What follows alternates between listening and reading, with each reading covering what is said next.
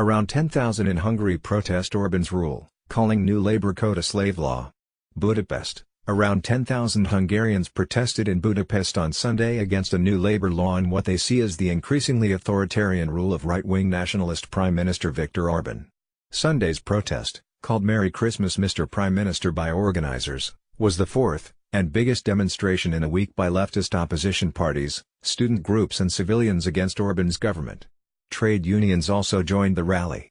Protesters waved Hungarian and European Union flags as they walked from the historic Heroes Square towards Parliament in crispy winter cold, holding up banners with slogans including "Don't Steal" and "Independent Courts."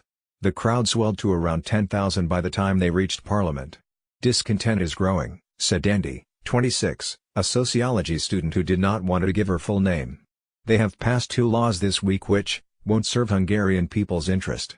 The new labor law allows employers to ask for up to 400 hours of overtime work per year, leading critics to label it the slave law.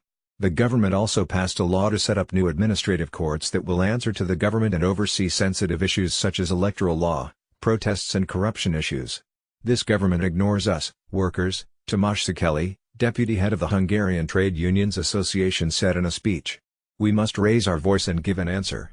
Orban has often clashed with Brussels as he has built a system that his critics see as autocratic, boosting his control over the courts and the media. Civil rights watchdogs said the new courts law was the latest erosion of democratic institutions under Orban, who rose to power in 2010. He has since tweaked the election system to favor his ruling Fidesz party and has put loyalists at the head of public institutions, while his allies have enriched themselves. He has rarely angered large voter groups at home. Earlier this week police used tear gas on protesters at Parliament. Orban was re-elected in April on the back of a fiercely anti-immigration campaign, facing a weak and fragmented opposition.